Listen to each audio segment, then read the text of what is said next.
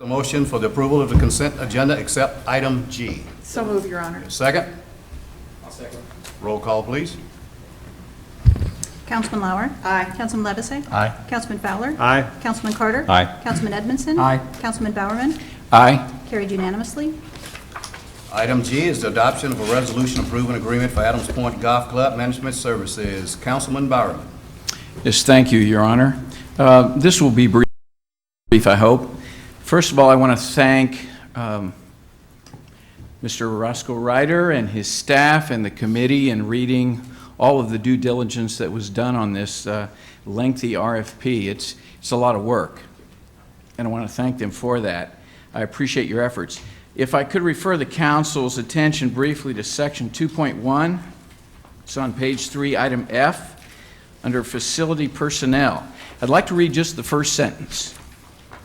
Contractor shall hire facility staff, including all on-site management personnel, golf professional staff, assistant golf professional staff, golf course superintendents, marketing promotions manager, food and beverage staff, house and grounds maintenance personnel, janitorial staff, and others deemed by contractor to be appropriate for the efficient operation of the facility.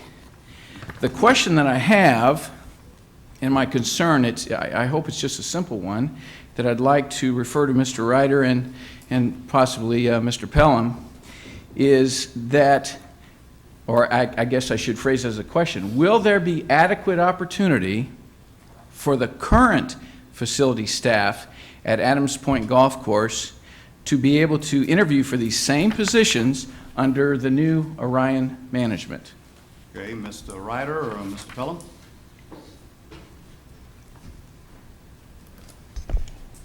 Good evening, Your Honor, members of council. Is that one on? There, okay. There we go. To answer your question in a brief statement, yes. It's not unusual in this contracting business for new firms to come in and take over from existing firms. It's not uncommon at all.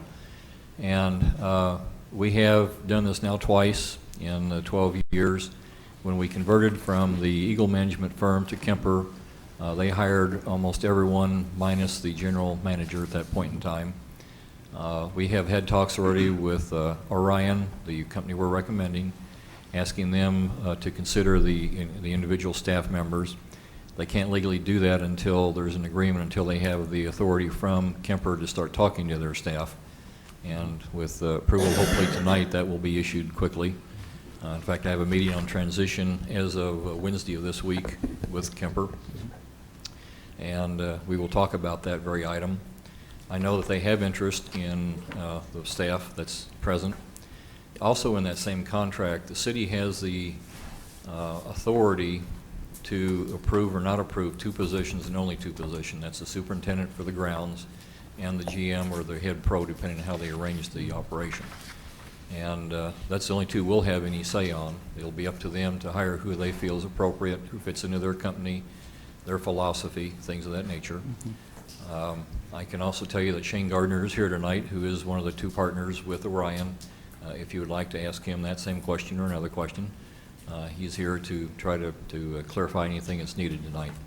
So my answer is yes. I cannot guarantee he'll hire any of them or all of them or for how long. But I can also tell you that if Kemper says, no, we don't want you to interview them, what Kemper's going to do with them either. I don't know if they have a spare golf course laying around they need a full staff for. So it's a little dilemma for both companies. You know, I'm sure Shane does not have a full staff sitting idle somewhere waiting to take over Adams Point either. So they both need to determine what they can do with the staff that's out there. Okay, thank you, Mr. Ryder. Did that answer your question? Yes, it does. I just, in adding to what he said, that I personally feel that consistency that's maintained over the years for not just golf, as in the game, but all of the corporate events and the family events and the receptions and the things that are out there that are very well planned and done, and to maintain that high quality and that professionalism, I believe, is important to the city so that we do have future growth and successes there at Adams Point. Okay, Thank Mr. you. Pelham, would you like to add anything to that? No, we appreciate those comments, and we'll pass that on to the vendor who's present tonight. And again, we appreciate the relationship we've had with Kemper in the past, and we know that they have good people currently there, and we're definitely going to try and get those good people. But as Roscoe said, Kemper might have something to say about that, and they do operate other courses in the metro area. So Understood. but we'll definitely take that to heart, and hopefully it'll work out for the best. Certainly with the vendor being in ordinance tonight, I'm certainly those comments were duly noted. That being said, I would accept a motion for the approval. So move, Your Honor. Is there a second? Second. All in favor say aye. Aye. Opposed, no. Motion carries.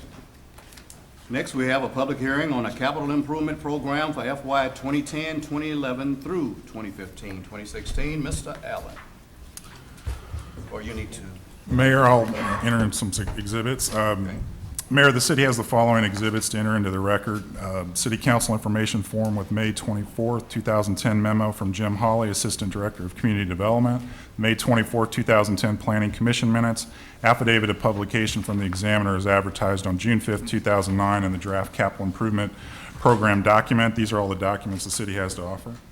Thank you, Mr. Bellum. Mr. Allen. Thank you, Your Honor, and members of the council. It's a pleasure to be before you this evening to present the 2010 Capital Improvements Program. I do want to start off with a quick thank you to the CIP Rating Committee. Council members that were involved in that were Councilman Lauer, Councilman Edmondson, and Councilman Fowler. Also had two planning commissioners, Commissioners Trozen and Banks, as well as Parks Commissioner Gilliland. Staff obviously involved nearly every department, including administration, public works, parks, police, and of course special thanks to our finance department and Lori Turner for their involvement and direction as well.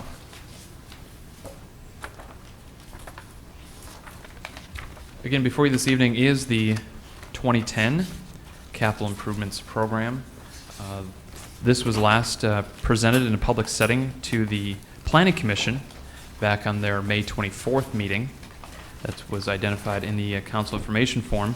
Right at the beginning, we did identify those comments that were offered by the Planning Commission. I'll go through those here shortly. Do want to acknowledge the fact that the 6-year CIP, 2010 and 11 to 2015-16, the projects and budget are consistent with the directives provided by the City Council in the past. As we've seen the last few years, there's been a breakout of funded and unfunded projects. You'll hear that terminology thrown around quite a bit here in the discussion. Majority of the projects, as you may be aware, provide for maintenance or rehabilitation, again, of city infrastructure primarily. Just a quick budget overview, a lot of numbers here, but this is spelled out in your council information form as well as the memorandum that Mr. Pelham referenced that from Mr. Hawley to the Planning Commission. Again, the total budget for both the funded and the unfunded projects for the entire 6-year period is approximately $150.2 million. This compares to higher numbers both in 2008 and 2009, which included about $55 million in bond projects and the federal stimulus funds. The total funded projects, breaking this down to funded and unfunded again, for the 6-year period is approximately $47.8 million. That's about just shy of 1/3 of the total 6-year budget, combining both funded and unfunded. And that leaves, again, the total cost for unfunded projects for that same 6-year period of about $102.4 million. The projects proposed to be funded for the this upcoming budget year, 2010-2011, totals approximately $11.7 million. More specifically, in page 2 of your council information form, $11,759,000, and that represents approximately 24% of the total funded projects for the entire 6-year budget. In terms of actual number of projects themselves, for again all projects, both funded and unfunded, is about 75. Actually, is 75, not about, but is 75. 26 of those are proposed to be funded, and 49 are unfunded. Again, although funding has not been specifically identified for the unfunded projects, staff again is continually looking for funding sources in order to keep those projects moving forward. Again, understanding that they are a priority of some level, simply for the fact that they are identified in the CIP document.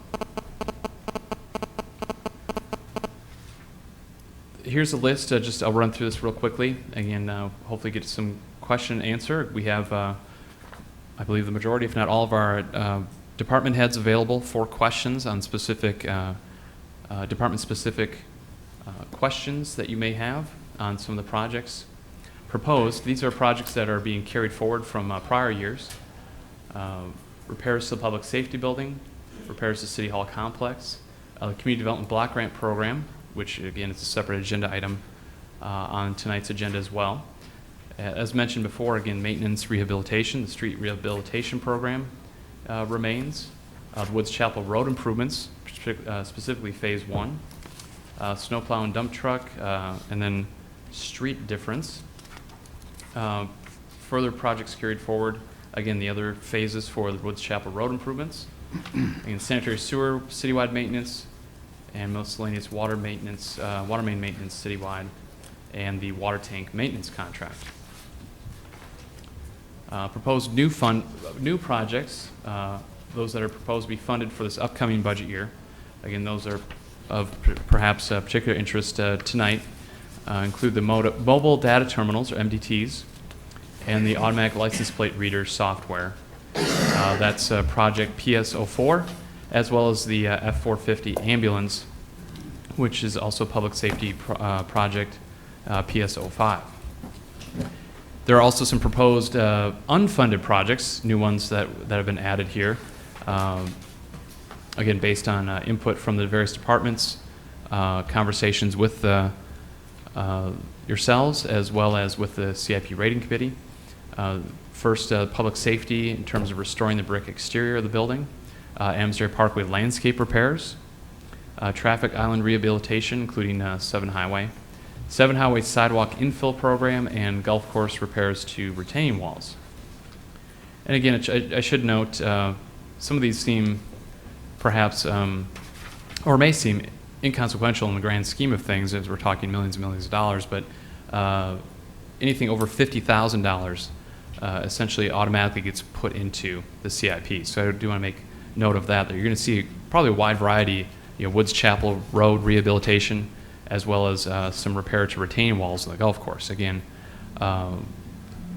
those are rated based on varying priorities with the rating committee, but again, anything over $50,000 capital cost is included in the CIP document.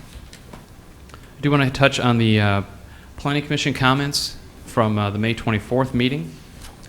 Again, these are referenced in your council information form. Some of the commissioners expressed some concern regarding some of the public safety projects, primarily in terms of identifying funding. Again, these are projects that have been in discussion at various levels for a while. Mr. Pelham did explain some of the funding options being considered. Again, this is primarily referring to the new radio system. There's some concern about one of the unfunded projects in terms of the another unfunded project in terms of the traffic island rehabilitation, which include the 7 Highway. And again, just in terms of responsibility, who is responsible for that type of project, MoDOT or the city, or is it some shared project? And that was essentially what was discussed with the Planning Commission, as indeed there is an opportunity for sharing of that responsibility.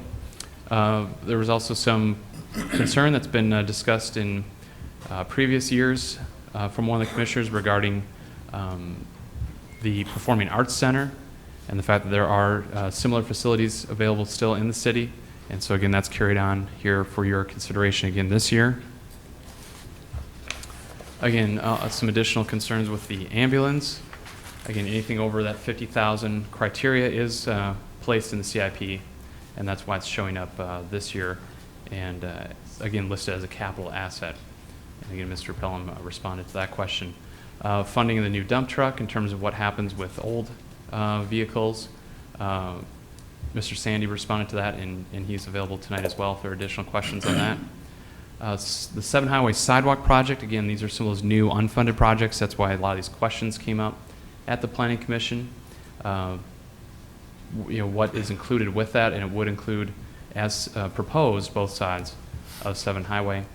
And again, some question about clarifying the AA Highway lift station abandonment project, and just looking at different alternatives for that project. So with that, those are the Planning Commission comments. And again, hopefully that's of some value to Your Honor and to the council. Again, especially for our new members of the City Council.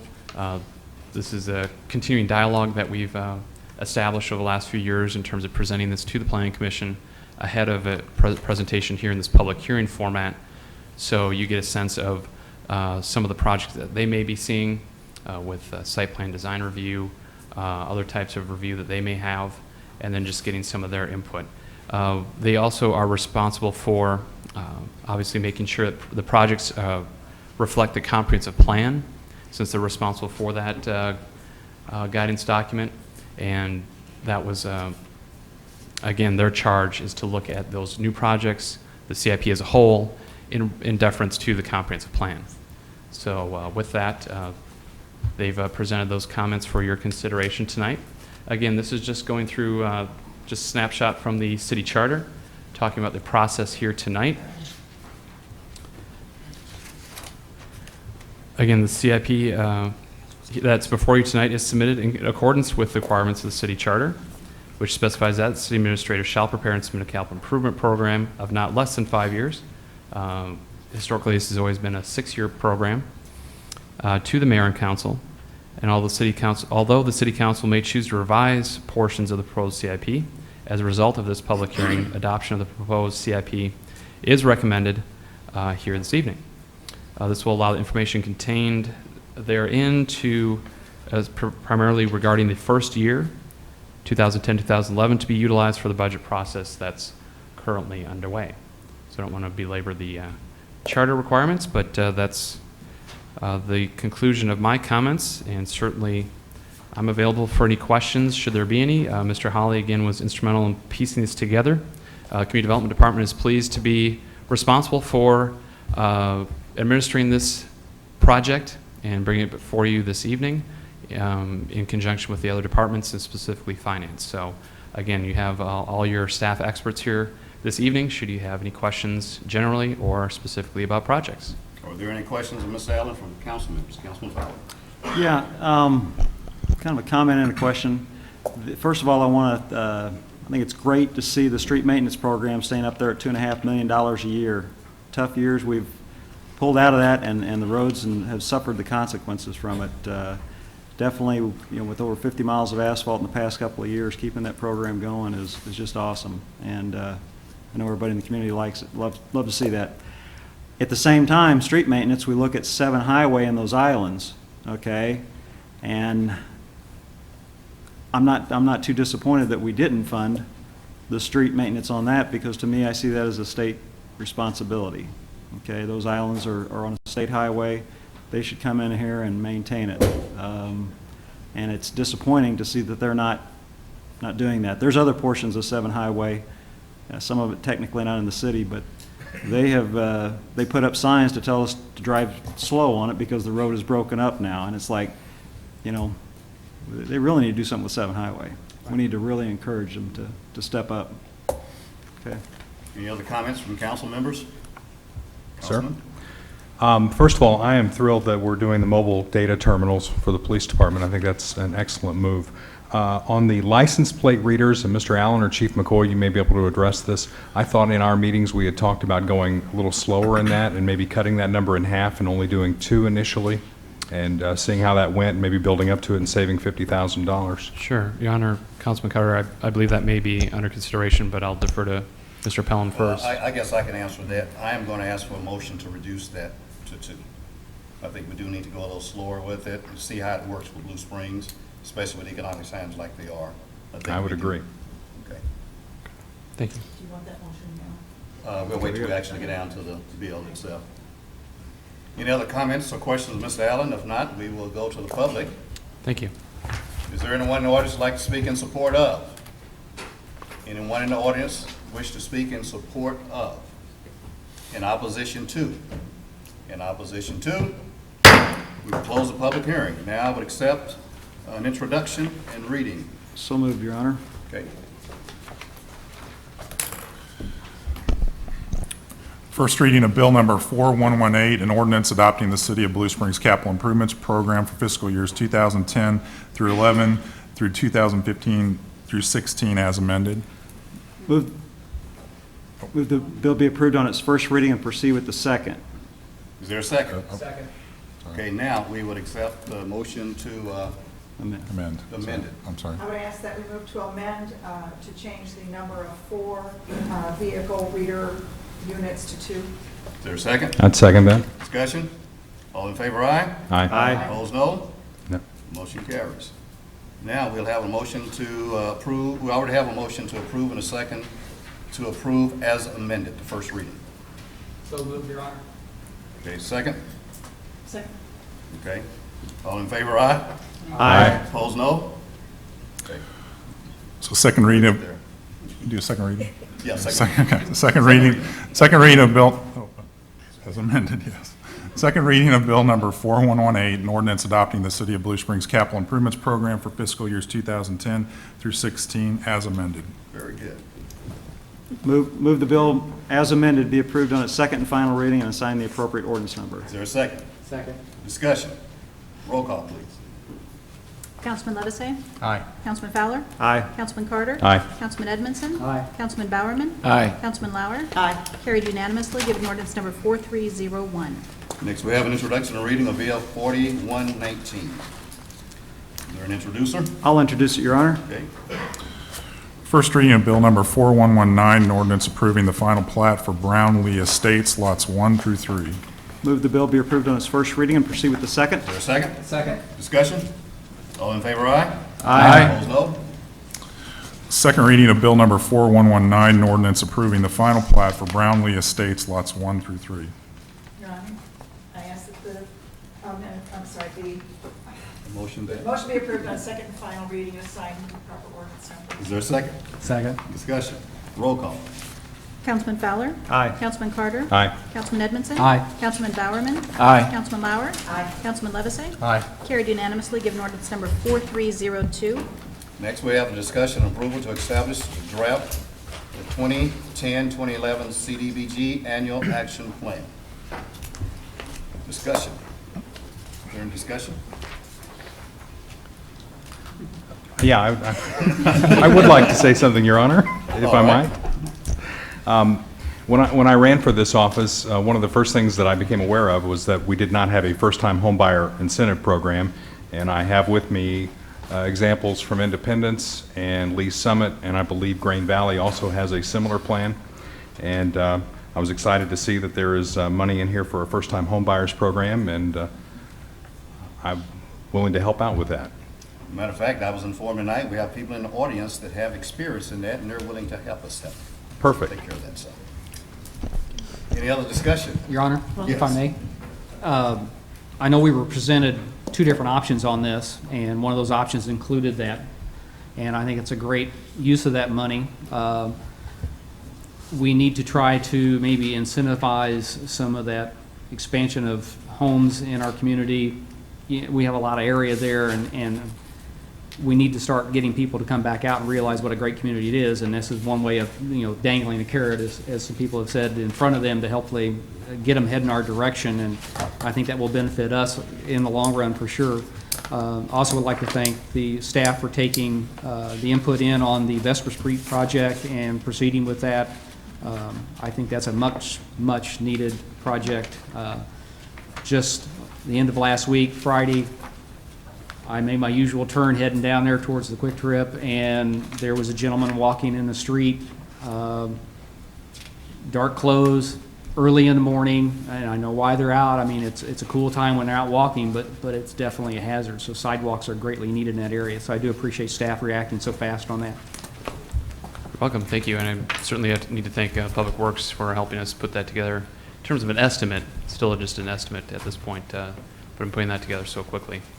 Your Honor, if I may, as you see on the table that was included, the option A, option B, again, looking, option A includes the first-time homebuyers grant. This again- Scott, I'm I'm sorry, sorry. this table is included in your packet. and Yes. It's behind the council information form. Yes, And thank your- you. Yeah, it's right after the council information form. Any other discussion? Well, if I may. Yes. Option A does include, if you see here, the carryover amount, we were originally considering Vesper Street to be much more costly from planning's perspective than I first thought. From engineering, then we got a lower amount, which is obviously good news when things cost less than you expect. But that does leave us with about $67,000 to carry over to the following year if it's not placed into one of these other projects or programs. Now, one of the programs obviously is the new proposal for the first-time homebuyers grant at $37,000. That is about 15% of the overall CDBG. Councilman Carter, you had mentioned Lee's Summit, for example. They allocate approximately 19%. So it's pretty consistent with what they propose. They have a $3,000 ceiling per individual, or per house. So that's an option to consider as well in terms of details. But in terms of allocation, that leaves us with $67,000 that does need to be identified or placed with a project, and staff would certainly appreciate any kind of direction in terms of where that funding could go. Again, a project listed here or other projects we've listed at the last meeting on May 17th, I believe, mentioned, for example, Mock Avenue sidewalks. If we're talking about sidewalks, that's a $145,000 estimated project. But again, you can identify a portion of that this year and then continue to fund it in subsequent years. So that's, for example, is one option. And so we wanted to leave that out there for discussion now, or again, does need to be finalized at the August 4th City Council meeting in order for us to present this plan, annual action plan to HUD by August 15th. So with that, Your Honor, I just want to present that for any further discussion. That's $67,000. Any questions? Just with the caveat that again, the Vesper Street sidewalks are an estimate at 100,000. I think that is a priority that you've stated you'd like to see in the program. So I guess we're looking with that plug number of 67, looking for your priorities to place in any of the other projects that might lend itself to a little more flexibility than a hard capital contribution. So, and as Scott said, we obviously can take that money and roll it into another bank that money for next year's mock. For another that sidewalk. That was talked about. So, and I know Mike's here, and I don't know if we'll get into the map of the sidewalks, but we had some of that from our last discussion that we can throw up there and kind of brainstorm if you guys would like, but we'll stand for direction. Well, before we do that, Councilman Levacy. Well, I actually had a comment on that. I think part of the purpose in rolling back the minor home repair money back to that 75 was so we'd free up some of that money to accomplish additional projects. So are there any projects, like you were just discussing, that money could fully fund or even fund the majority of?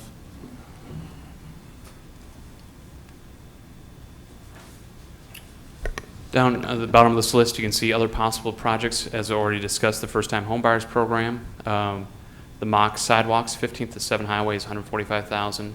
We did not look at an estimate for Summit Street, but that was one of the items brought up in public comment previously. So that's an option.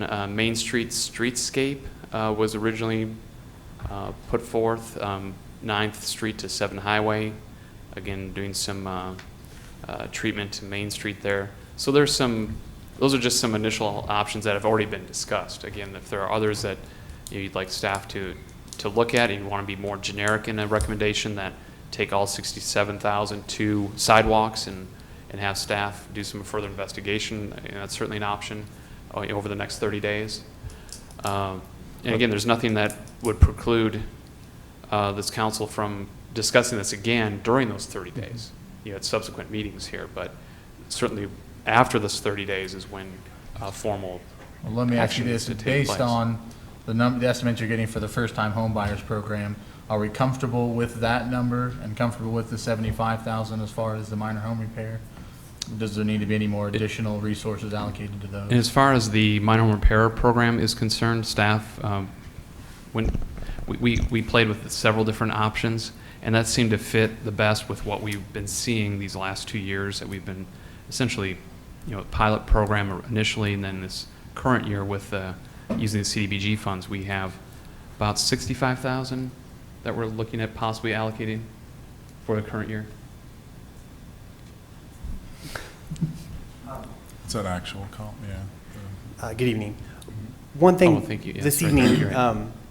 or this year, or last year, we'll start from the beginning, we allocated 125,000 of CDBG funds, and we're only going to use 65,000 of that this year. So there will be 60,000 of minor home repair funds left over that we could reallocate to that program next year, if that is how we wanted to do that, or we could come back as we did in February and amend those funds to something else again.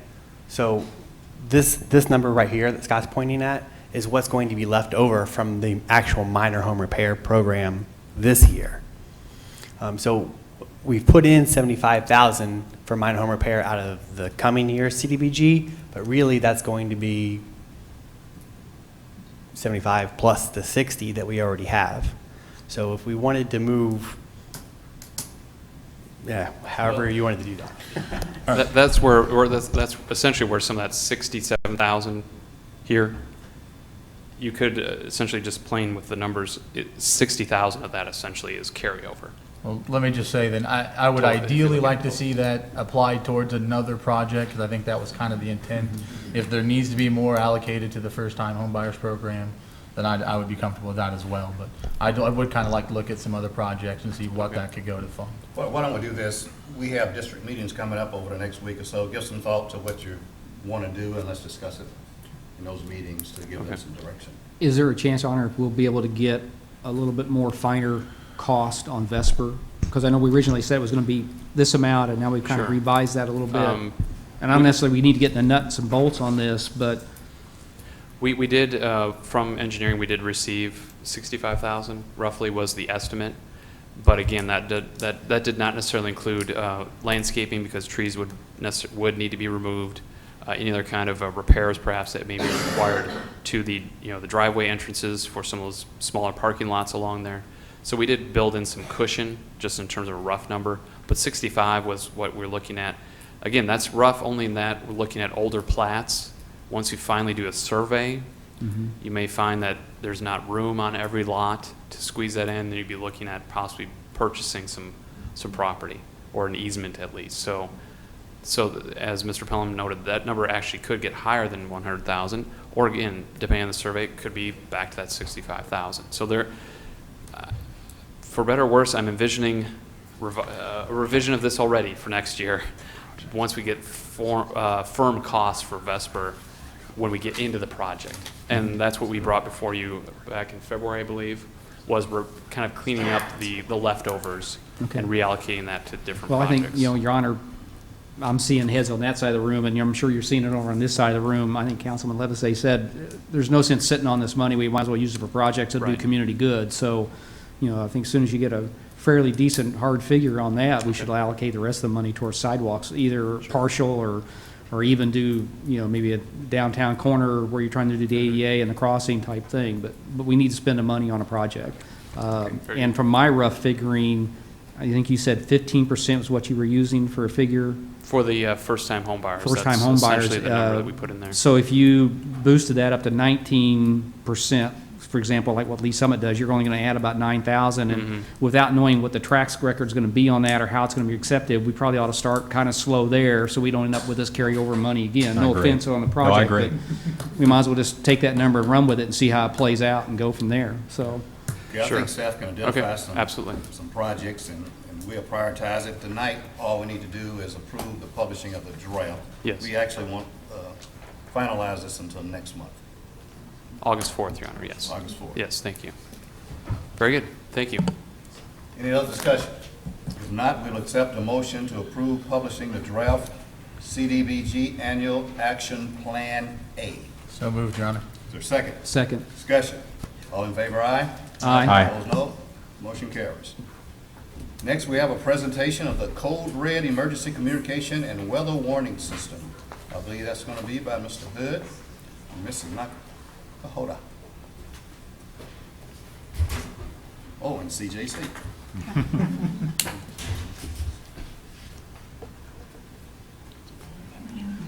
Good evening, Mayor Ross and Council.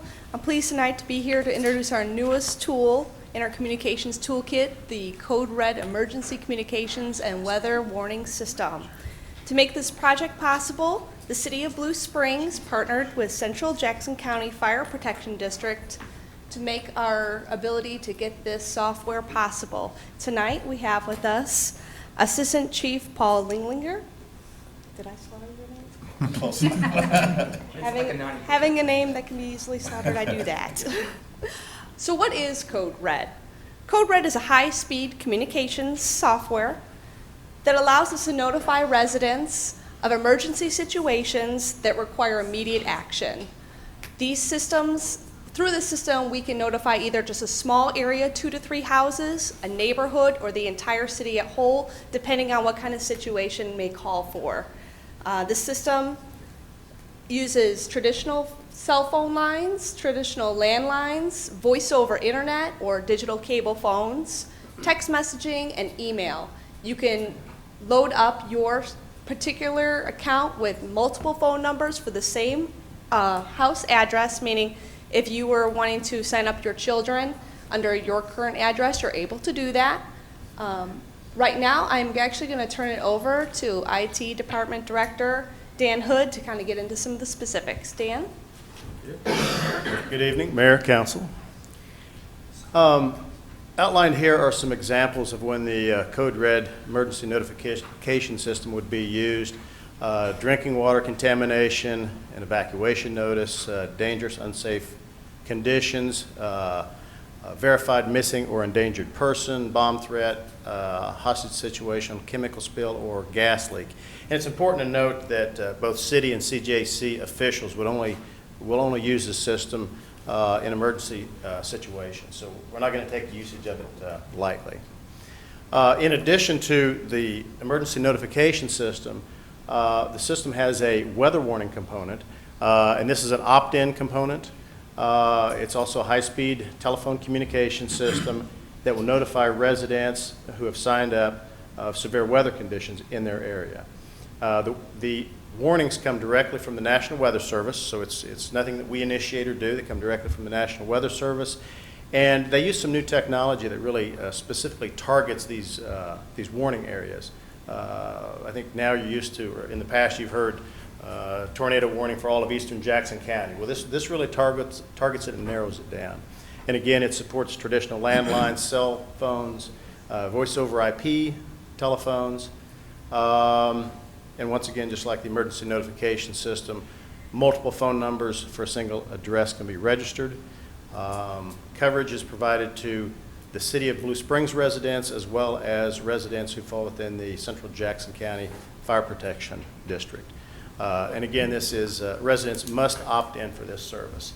At this point, I'm going to turn it back over to Kim to talk about, well, I guess I missed a piece here. These are some examples of the weather warnings. It's severe thunderstorms. The different components that you can sign up for include severe thunderstorms, flash flood, or tornado. You can sign up for any or all of those in any combinations. And with that, I'll turn it back over to Kim to talk about enrollment options for residents.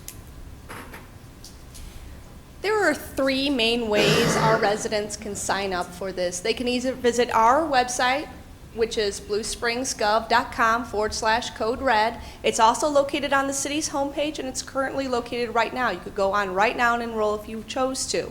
You can also go on to Central Jackson County Fire Protections District /code red, or beginning tonight, you can actually leave a message right now. We have set up a hotline. The hotline is actually going to be staffed between 8 a.m. and 8 p.m. by the police volunteers, the VIPs, and if you do reach a voicemail, you can leave a message and one of them will call you back. These are to serve the residents who may not have computer access or just would rather talk to somebody in person. The launch, it starts today. Our presenting it to you starts our public campaign for residents to sign in for Code Red. The reason why we are asking people to come in is we started with a core database right now that was actually built from Code Red as well as using utility billing systems. The reason why you may want to come in, we are asking all residents to go in and sign up because the information we may have may be old, dated, perhaps you've released your landline and moved all to cell phone. We need you to call us, we need you to sign in and give us that updated information. If there is an emergency, we would love to be able to notify you of this. You can either do that, like I said, right now you can go onto the web pages. There's going to be permanent quick links for both of those. You can call the hotline. There is a slide on Channel 7 right now that directs that as well. All of the city and the Central Jackson County Fire Protection employees have all had a chance to sign in. We did a pilot about 2 weeks ago asking all the employees to sign up. So we are pretty familiar with the roll-in process now. Today, I met with the Blue Springs Examiner, the Blue Springs Journal, and I've left a message for the Grand Valley Point so that they can have articles in tomorrow's newspaper that kind of outline the reasons why you would want to opt in and sign up, the advantages to being signed up, and kind of why we're going through this process. Postcards will drop in the mail tonight. Residents will be getting postcards from either from Blue Springs and Central County Jackson or just Jackson County Fire Protection. It depends on where they're at within the coverage area, and it instructs them to sign up online or to call the 1-800 hotline number. It also tells them when the all-call is. The all-call is going to be July 8th at 1 o'clock. We'll be in touch with all the newspapers to kind of remind people, because that's a few weeks off. The reason why the all-call, and I'll get into what the all-call is in a bit, and our kind of PR campaign is we're trying to get residents to sign up and give us brand new information so that when we do our all-call, it's the best database that we can possibly have at the moment. The all-call, what it is all-call, the Code Red system is actually able to call many more numbers than the local phone system can handle. So what you do with the all-call is they fire it out, see exactly what our systems can handle, and ratchet down their response. So the next time we do have a real emergency, we're not hitting all systems busy. That is not the time that you want to test your system. You want to do it beforehand so that everything is working should there be an emergency. This all-call will actually serve as another way to contact the public about the Code Red system. Maybe those who don't look through their mail or don't read the newspaper, it's another way for us to reach out. We are going to tell the resident that there is no action necessary. This is literally a training just to make sure our systems are current and that we have the correct phone number. Maintenance for the program, I'm going to be placing an article in the fall edition of the Blue Springs magazine. The Code Red will have a permanent quick link on the city's homepage, and there will be a permanent Channel 7 slide, as there is right now. It's going to be featured in the resident guide that our office puts out as well. I think I've pretty much rifled through everything. Is there any questions or comments? Any questions of any of our three presenters? Your Honor, if I may, Councilman Edmondson? the all-call. Yes. And if I'm understanding you correctly, I just want to make sure I do, you're going to call every phone number in the database, not whether they've registered or not, but every phone number in the database. Correct. So everybody will be receiving a call at 1 o'clock, per se, within the Central Jackson County Fire Protection District, because that's the biggest area we're dealing with. Correct. Okay. And it's probably redundant, but I know we have another city council meeting after the holiday On the 7th. on the 7th. So would probably be good for us to probably go ahead and make some kind of announcement at that time, if that's your pleasure, about this all call, just so some people that don't read, some people that don't look at the mail or whatever, or forget, all of a sudden get this phone call and wonder what the heck's going on. So, I mean, we have one more opportunity. We ought to take advantage of that probably. Absolutely. Okay. Any other questions, comments, Councilman Lauer? This is a great program, and I appreciate the partnership with the Central Jackson County Fire District and the city to put this together. And just personally, I mean, recently we've had 3 thunderstorm warnings in 24 hours and the kind of weather for those things to pop up, and we're not all by a television set to watch the screen to see what's going on and maybe off-site. And I really appreciate the opportunity to have this information. where we are, and also for everybody in the family. That's a great asset to have as well, so I appreciate you incorporating all of that into this. Councilman Levison? I also want to commend, and I think Mr. Hood was part of this too, with the VIPs also had some information and training on this past Wednesday at their monthly meeting, and the all-call that Councilman Edmondson was mentioning, they will be the ones manning the phones and staffing the phones from tonight on out, especially that day the all-call goes out and that next couple of days, because we expect a large influx of phone calls from residents doing exactly what Councilman Edmondson talked about, wondering what the call was about. And so they will do a great job. And I also wanted to mention, Dan, if you wouldn't mind, kind of more of the technical aspect, since I got a little bit of a briefing of it. You might mention the way the minutes are working on the weather side versus the emergency system. Right. I think that might be useful to know. Certainly. So there are two components, the emergency notification system and the weather warning system. Emergency notification system, we have a certain number of minutes allocated to, as a combination between us and CJC Fire Protection District. On the weather side, the minutes are unlimited. So as residents sign up for the severe weather or the weather warning system, that does not count against our pool of minutes. And when we worked with Code Red, they looked at the population of the combined areas, and that's where they came up with the number of minutes. And Councilman Lauer, the city has been signed up for this, along with CJC, for probably 2 or 3 weeks. We've been using it, and I can tell you that a couple of weeks ago I had a call, and it was about 12:30 at night to my cell phone. So it woke me up with a severe thunderstorm warning, and like clockwork, about 10 minutes later, the thunderstorm rolled through. So you might think, well, this thing woke me up at 12:30, but the nice thing was when I heard the storm rolling through, I knew it wasn't a tornado warning. And so I didn't feel the need to get out of bed to check, and just weathered the storm. Any other comments, questions? If not, I want to thank, it shows again a spirit of cooperation between government agencies, you know, the City of Blue Springs and CJC. So I want to thank you, Assistant Chief Paul Limger. Thanks for the opportunity. Mr. Dan Hood, Communications, and Ms. Kim Nakahota, our Director of Communications. So anyway, thank you all for what you're doing. I think this will be a great benefit to our community as a whole. Okay. Your Honor, if I may? Yes. Yeah, it doesn't necessarily pertain to this, but it does bring up a really interesting point, and it's, I think, to your benefit and Chief McCoy, in that our Citizens Police Academy has generated, if not all, a good percentage of those VIPs that volunteer to do this, and that was an excellent program that you guys came forward with and implemented, and the city is still benefiting from that. So I just want to point out that was a smart move on the city's part in hosting that and doing that on the police departments, and well worth maintaining and continuing that program, because it just adds to our volunteer base to be able to do these things like this. It continues to gain popularity. I think at this point we've probably graduated at least 100 through the Citizens Police Academy, and I think there's at least another 100 on the waiting list. 6 classes, so approximately 20 each class. Right, yeah, so it's very popular right now, and I hope it continues to have that momentum. It is a very good program, and again, Councilman Carter is getting signed up, right? Yes, sir. All right. Okay, next, this brings us down to mayoral announcements. We have 3. One is the next council meeting will be July 7th, which is on a Wednesday, rather than Monday, July 5th, which is a holiday. Secondly, this Friday is the beginning of the Street Flicks downtown.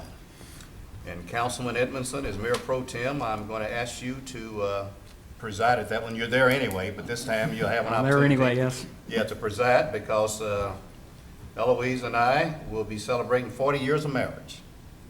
Congratulations. So we're going to go out to dinner. I think you should pay for that, too. Don't go Dutch. I think you should pay for it. Okay. I guess I'll have to pay for it, too. Might even valet park. How about that? That's really stretching it. Tonight's Thoughts to Ponder, which is not on the agenda, but we'll get that back on there again, comes from George Bernard Shaw by way of Councilman and Mayor Pro Tem Edmondson. Liberty means responsibility. That is why most men dread it.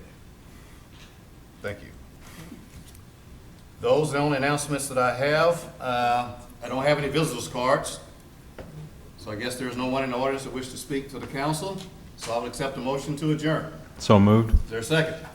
Second. All in favor, aye? Aye. Opposed, no? Motion carries. We adjourn.